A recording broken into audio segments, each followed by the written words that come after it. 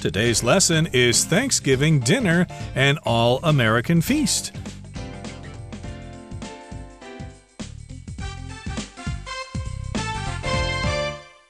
Hello, everyone. My name is Roger. And my name is Helen. And today we're going to continue to eat our leftovers because we had our Thanksgiving feast yesterday. Yesterday was Thanksgiving, but we can still talk about Thanksgiving food or Thanksgiving fare because, of course, we always have lots of leftovers. Our mothers, of course, wanted to make sure everybody got enough to eat.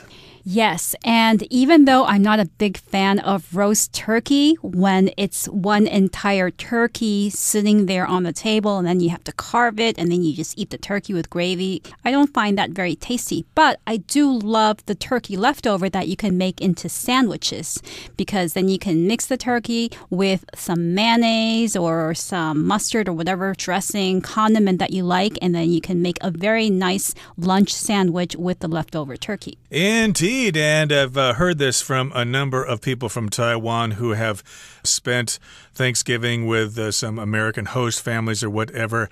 They can't understand the big deal of turkey. What's the big deal with turkey? It's dry, it's tasteless. Why do you guys eat this stuff? And it's true, turkey is not the particularly exciting meat that we'd like it to be. But yeah, it all depends on what you add to it. As Helen said, we put gravy on it. And then, of course, you can have it as sandwiches later as leftover with mustard and what did you say, mayonnaise and lettuce and maybe some spices as well. Maybe even salsa would go good with some turkey. But in any case, we're eating leftovers today, so let's talk about some other things that are consumed on Thanksgiving Day. Let's talk about cranberry sauce, pumpkin pie, and sweet potato casserole. We'll talk about cranberry sauce first. Cranberry sauce. Cranberries are native to North America and ripen in the fall, so cranberry sauce is a natural choice for Thanksgiving. This dish dates back to the 18th century, but cranberries were eaten by Native Americans long before that. Easy to prepare, cranberry sauce consists of sugar, water, and fresh or frozen cranberries, which are chopped or crushed. 大家好，第一部分我们看到单字 ripen， 这个字是动词，意思是使成熟。例如 These mangoes won't ripen for another couple of days. 这些芒果还要再几天才会熟。另外，这个字去掉字尾 n 就成了形容词果实成熟的或是高龄的。举例来说 Those apples are ripe and ready to be eaten. 那些苹果熟了，可以吃了。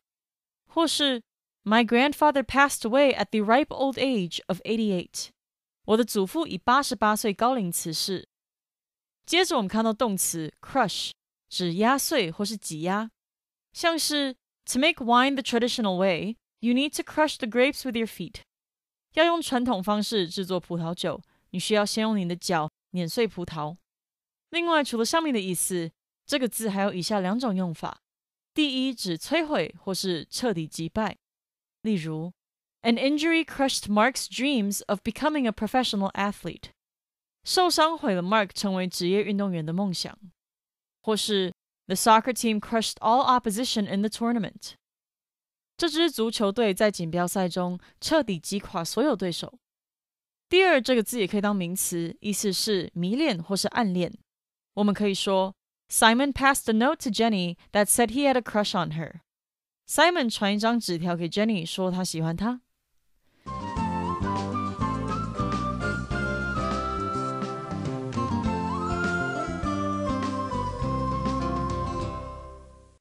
So another staple of Thanksgiving is cranberry sauce. Now, cranberries are native to North America and ripen in the fall. So cranberry sauce is a natural choice for Thanksgiving. So you may not have seen fresh cranberries in Taiwan because they don't grow in Taiwan. However, they do come here frozen. They are imported. And cranberries are often used to make cranberry juice. And it's a very sour and tart flavor. so often you have to add a lot of sugar to it. But cranberries are quite healthy. And yes, they are native to North America, which means that they are grown in North America, or they grow in the wild naturally in North America. And they are harvested in the fall because that's when they ripen. That's when they become ripe and ready to eat. And that is why cranberry sauce is a natural choice for Thanksgiving, because Thanksgiving is a holiday that falls in autumn. Indeed, and of course, the United States and Canada are countries that are quite far north, so they grow lots of berries there, including cranberries and blueberries and raspberries and stuff like that. But cranberries are quite common, and they are consumed at Thanksgiving. They're a natural choice for Thanksgiving since they're native to North America. And this dish dates back to the 18th century, which would be the 1700s.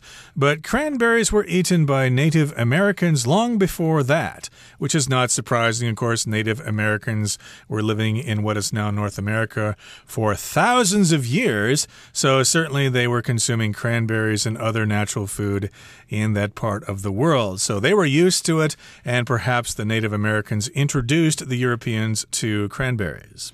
Yes, and they are easy to prepare. So easy to prepare, cranberry sauce consists of sugar, water, and fresh or frozen cranberries, which are chopped or crushed. So when you have fresh cranberries, in order to make cranberry sauce, you need to crush these berries. To crush something means to press it really hard so that it becomes flat or breaks into smaller pieces, because cranberries are actually quite hard when they're raw, and you do need to cook them to make them soft and then crush them in order to turn them into a sauce. Indeed. So this is one particular sauce that you can have with turkey. And yes, it's common for people to take some of that cranberry sauce and pour it on top of a slice of turkey. Or sometimes people put some kind of meat sauce or gravy on it as well. So that can be quite tasty as well for Thanksgiving. And again, this is how we prepare cranberry sauce. And yes, this dish dates back to the 18th century, which means it began way back then. I could say that beer dates back to ancient times as well. Beer has been around for thousands of years. Okay, that brings us to the end of the first part of our lesson for today. Let's now talk about one of my favorites, pumpkin pie. Pumpkin pie. Pumpkins are also harvested in the fall, which may be one reason why pumpkin pie is such a big Thanksgiving favorite. This dessert has existed since the 1600s, and one early recipe involved adding milk, sugar, and spices directly into a hollow pumpkin, which was then cooked whole in a fire. Today, Americans consume some 50 million pumpkin pies each Thanksgiving. 第二部分我看到单字 involve， 这个字是动词，指包含、需要或是涉及、使参与。例如Being a parent involves a lot of work. 身为父母需要做很多事。或是 We didn't involve Alice in our plans because we knew she wouldn't want to help.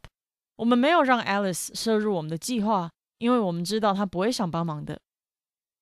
另外补充一个包含 involve 的相关片语 be involved with 表示投入于。举例来说 Tanya keeps busy by being involved with several local charities. Tanya 借由参与几个当地的慈善机构，让自己保持忙碌。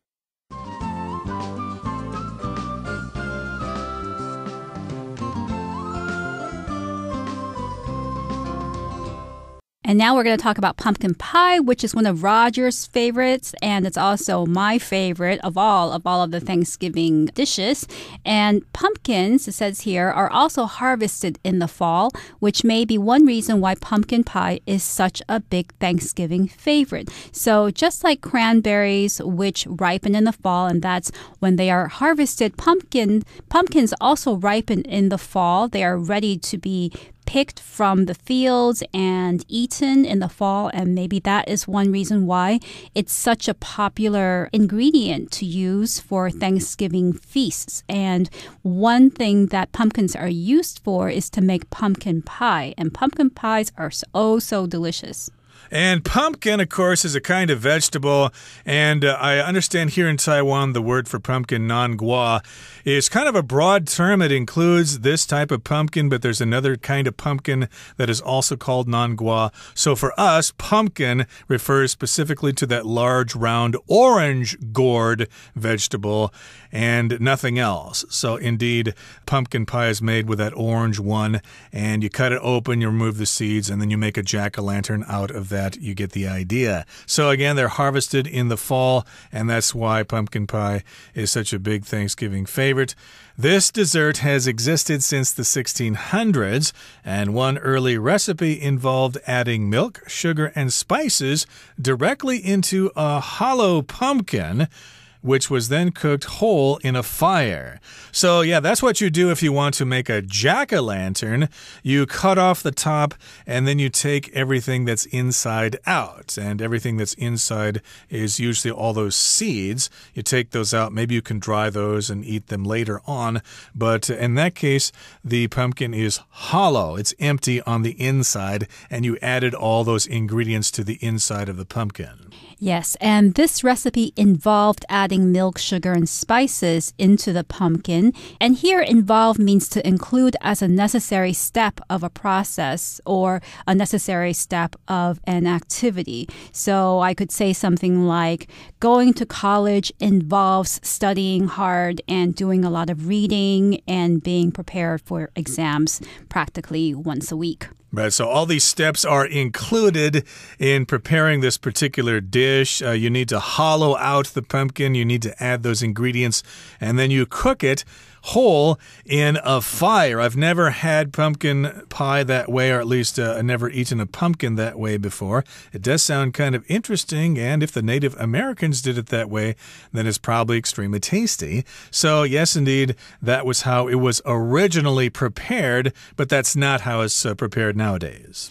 Yes, nowadays people can go to the supermarket and get cans of mashed pumpkin that they can just throw into a bowl and make pumpkin pies with. So you don't even need to buy a pumpkin and then go through the trouble of cutting it open and scooping out the seeds and the flesh, which is actually quite a lot of work because the flesh is usually very hard and you need to spend a lot of time to scoop it all out. And then you have to cook it, and then you have to mash it, turn it into a pulp in order to make the pie. But these days, you can have all of that in a can, and it's already made. And today, Americans consume some 50 million pumpkin pies each Thanksgiving. So some here just means it's a general figure. They consume or eat about 50 million pumpkin pies each Thanksgiving, contributing to the national obesity crisis in the United States. Okay, that brings us to the end of the second part of our lesson for today. Let's talk about another ingredient or another kind of food that is enjoyed at Thanksgiving: sweet potato casserole. Sweet potato casserole. Another food that graces the Thanksgiving table is sweet potatoes, most commonly in the form of sweet potato casserole. Covered in brown sugar or topped with marshmallows, this oven-baked dish is a delight for those with a sweet tooth. All of this delicious food may tempt you to tuck in immediately, but don't forget to show your gratitude first. After all, it wouldn't be Thanksgiving without giving a little thanks.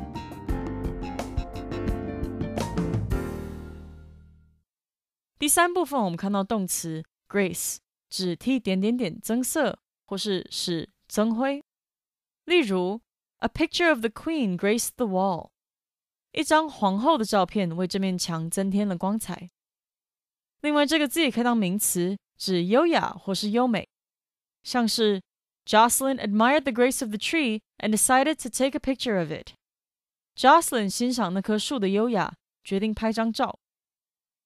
再补充一个包含 grace 的相关片语 be graced with， 表示因点点点而出色或是因点点点而增光。我们可以说 I'm happy to be graced with 3 great kids.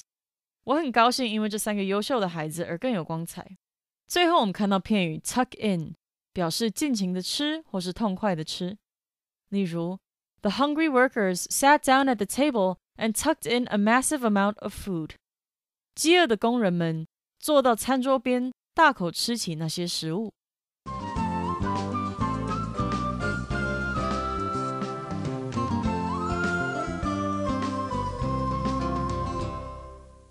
So we're talking about Thanksgiving foods, and it seems like a lot of these foods are actually sweet because we were talking about pumpkin pie before, and now we're going to talk about sweet potato casserole.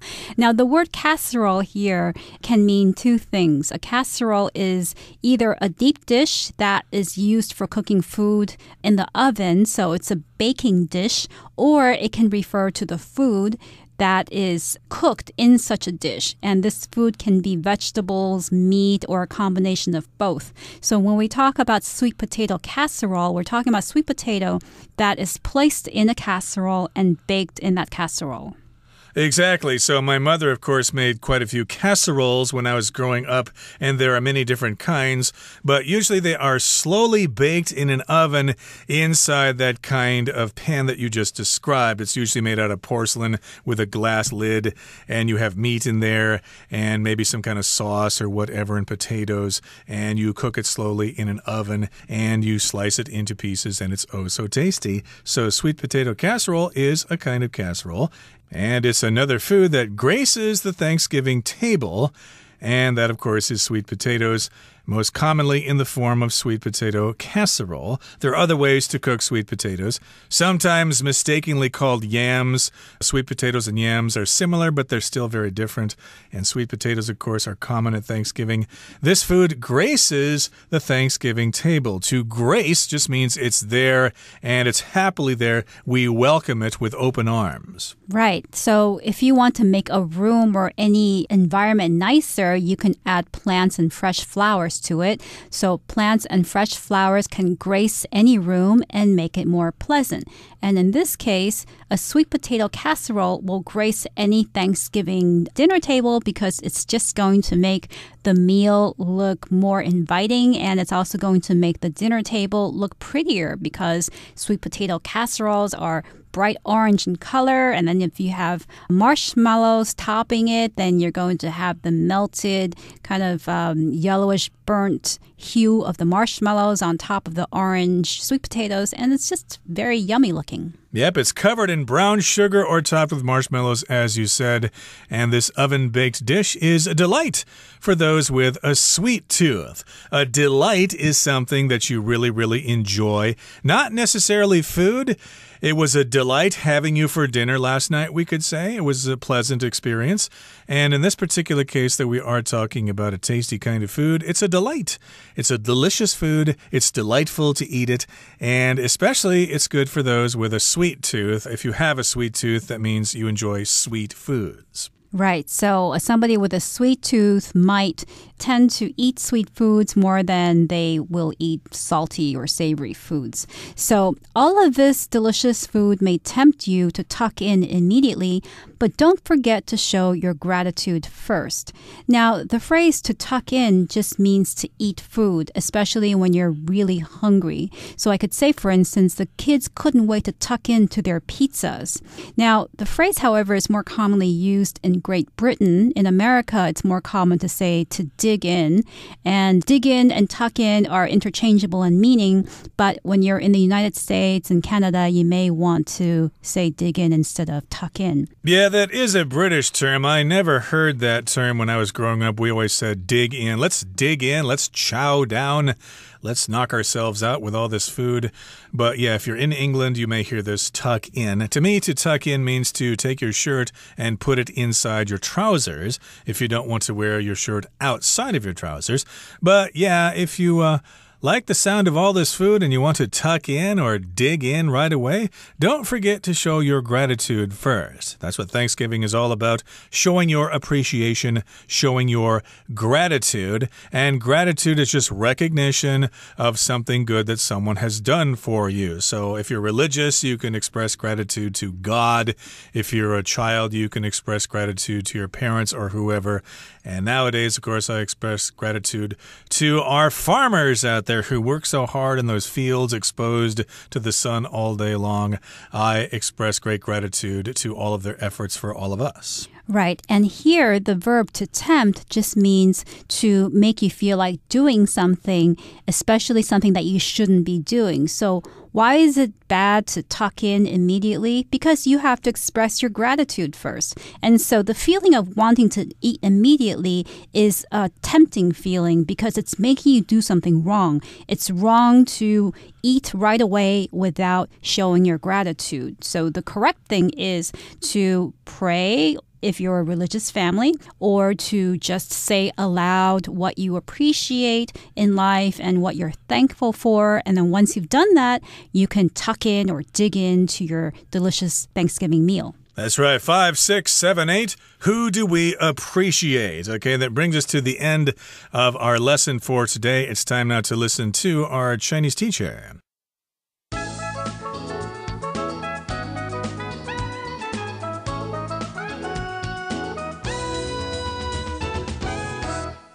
各位同学大家好，我是 Hanny。 我们来看今天的文法重点。课文第一部分提到蔓越莓酱容易制作，是由糖、水和新鲜或冷冻的蔓越莓组成的。那这边它用到 consist of 来表达由什么组成或是包含的意思。那我们就来复习几种表达组成的方式。第一种就是用 consist of， 它的用法是整体加上 consist of 加上部分。那特别注意，这个句型不能用被动语态表示哦。例如 The restaurant staff consists of 15 people。 那间餐厅的工作人员是由15个人组成的。好，那第二个表达方式，我们可以用片语 make up 来表达。那主动的句型是部分 make up 整体，而被动的句型是整体be made up of 加上部分。例如 Numerous islands make up the country， 许多岛屿组成了那个国家，构成了那个国家。那你也可以说 The country is made up of numerous islands， 那个国家是由许多岛屿组成的。第三个补充的表达方式是用动词 compose， 它同样有分成主动和被动的句型。那主动的用法是部分 compose 整体，那被动用法是整体 be composed of 加上部分。例如 Experts from different fields compose the team， 来自不同领域的专家组成这支团队。那也可以说 The team is composed of experts from different fields， 这支团队是由来自不同领域的专家组成的。好，那第四种补充的表达方式是用动词 comprise， 那它的句型有两种。第一种你是用整体 comprise， 或者是 be comprised of 再加部分，或者是你也可以用部分 comprise 整体。例如 The questionnaire comprises 30 questions， 也可以说 The questionnaire is comprised of 30 questions。 这份问卷呢是由30个问题组成的。好，接着我们读到课文最后一句 After all, it wouldn't be Thanksgiving without giving a little thanks。文中它是用到否定词 not 搭配 without 形成双重否定，用来强调肯定的语义。也就是说，没有一点感谢就不是感恩节了，就相当于一定要有一点感谢才是感恩节啊。那另外我们也来复习一下 after all 的两种用法。第一种就是课文用法。After all 用来说明理由或是提出解释，就相当于我们中文说的毕竟怎么样怎么样。例如 I think you should apologize to her.After all, she's your best friend. 我认为啊，你应该向她道歉，毕竟她是你最要好的朋友。那么第二个用法是，我们可以用 after all 来表达说结果跟先前的认知不同，就相当于中文的终究怎么样还是怎么样。例如 He didn't have the courage to try bungee jumping after all. 他终究还是没有勇气去尝试高空弹跳，我也没有，好可怕。好，那么以上是今天重点整理，接着我们来回顾今天的单字吧。Crush. Crush the berries before gently heating them with water and sugar. Involve. Kelly's job involves sending a lot of emails to international clients. Grace. Her smiling face graced the cover of the magazine.Delight. Watching the sun set behind the mountain was an absolute delight. Tempt. I was tempted to go on the trip, but I had too much work to do. Gratitude. I'd like to express my sincere gratitude to everyone who has helped me.